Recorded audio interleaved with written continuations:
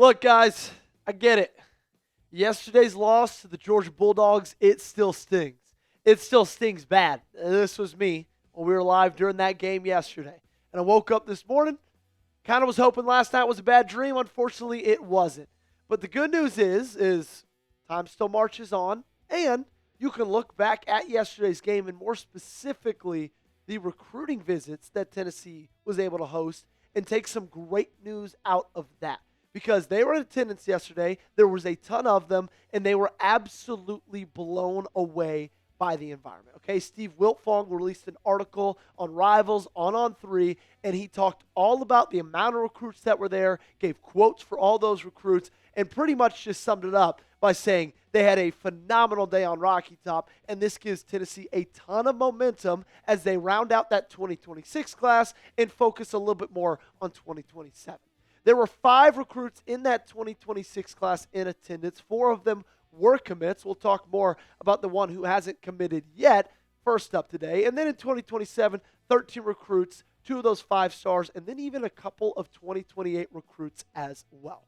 Appreciate you guys for being here. If you have not subscribed yet, I need your help, okay, to get to our biggest milestone yet. We are 100 subs away to 5,000 total subscribers.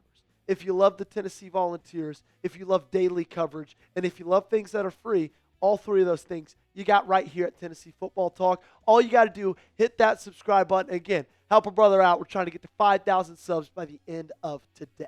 So let's just be real. Although this team didn't finish out yesterday, Vol Nation brought it. And they were there from the beginning until the end.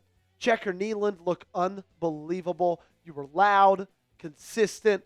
It was an amazing environment. It was one of those you're watching on TV and you're saying, man, I'd give an arm and a leg to be there in that stadium. The good thing is, the recruits got to see that, and they got to see what their future might look like playing for Tennessee and playing in front of 102,000 fans in Neyland Stadium. 5-star flip, wide receiver, formerly committed to LSU, flipped to Tennessee, Tristan Keys. He was in attendance yesterday. Great seeing him in that UT hat, throwing up the Vol sign. Faison Brandon, the 5-star quarterback, also got to chop it up with the sheriff. Peyton Manning was in attendance. Great to see Faison, even though he's got that cast on his right wrist or brace on his right wrist. Great to see him, always coming back to Knoxville, as we've talked about before. Faison Brandon, he's just as big of a recruiter as anybody else in this university, he's a 5-star and he's a quarterback as well. And the big thing of him recruiting as well is there's a guy on his team that we're talking about. Okay, let's talk about his teammate, Andrew Rogers, 4-star edge rusher, who we actually talked about late last week. I believe it was on our Friday video, because it was a big deal that he was coming to visit Tennessee last weekend because he was supposed to visit Virginia Tech. The 6'6", 240-pounder, this is from Hunter Shelton, committed to Virginia Tech last month and was supposed to return to Blacksburg for his official visit this weekend, which was yesterday, but has now canceled that trip to head to Tennessee instead. And let me tell you this. I'm going to give you what Andrew Rogers had to say about the environment, but he was absolutely blown away by everything Neyland, Rocky Top, Knoxville, Tennessee had to offer for him. He said the environment is the best in college football, hands down. What excites me is the fact that when I walk on the field, there's going to be thousands of fans that care for you and are there to support me every game. Tennessee set the standard. Everybody is now under the standard until otherwise. That's a pretty big statement for a guy who's committed to another school to go out there and just say Tennessee is the standard and everyone else, including that school he's already committed to, is under that. And speaking of that school, they now are 0-3, and they lost to Old Dominion yesterday, 45-26. They lost by 3 scores to Old Dominion. The same weekend that one of their top recruits, 4-star edge rusher, spurned them on a visit and said, you know what, I'm going to go to Tennessee instead.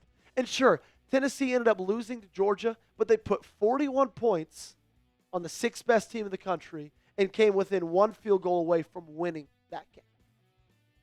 If he joins this 2026 class, it could round out one of Josh Heupel's most special since he's taken over as the head honcho. no mites about it, it would be his most special since he's taken over as the head coach for the Tennessee Volunteers. Already got 3, 4, 5 stars in there. You have 8 other 4 stars, not on this list, but in total in this class, he would join as the 9th 4-star. So coming up, is there another flip coming soon as well as Andrew Rogers? It's another school in the Southeast. I'll give you a hint. One of their colors is the same as this lower third right here. I'll tell you about that player in just a second. Before that, let's talk about yesterday's game. I've gotten a lot of mixed opinions about why Tennessee lost that football game. But I want to hear from you guys because this is a back and forth conversation. Why do you guys think Tennessee lost against Georgia? You let me know in the comment section down below. While you're down there, you'll find this link, chatsports.com/UT sweatshirt. You can get this sweatshirt for just $27. Unbelievable deal with our friends right now. Chatsports.com/UT sweatshirt. It's sick. It's classic. Got the power T on it. And again, what's better than it being $27? Was $65. Now it's $38 off. Take advantage of this offer while it's still there. It won't be there for long. The colder it gets, the less of a sale this is going to be on. So get it while you can.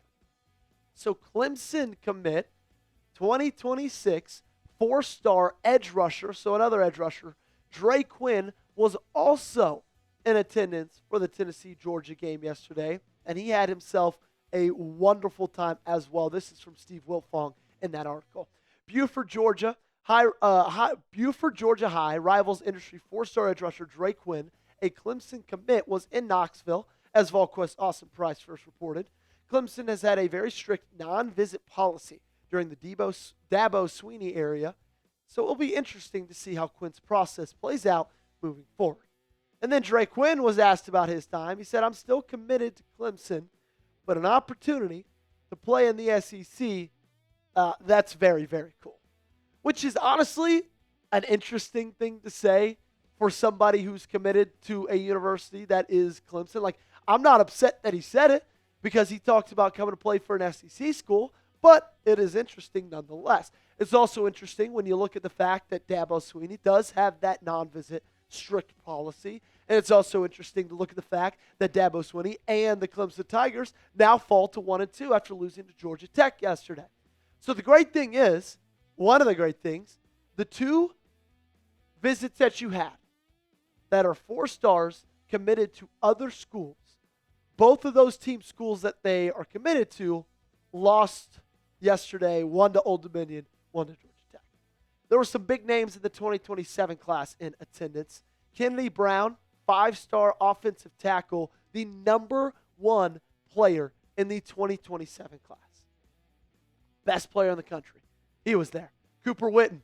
That last name might sound familiar because it is. Yes, as in the son of Jason Witten, 5-star linebacker, the 12th best player in the class. Both of those guys were there in Knoxville yesterday. And Kennedy Brown, specifically, he had a phenomenal time, okay?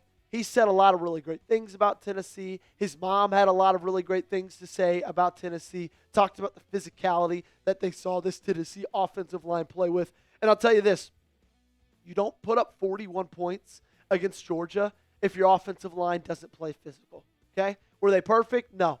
Nothing was perfect yesterday. But the offensive line played a really, really good football game. So the silver lining from everything yesterday is, like, I know it sucks to not come away with that win. Get it. I feel you. I'm hurting.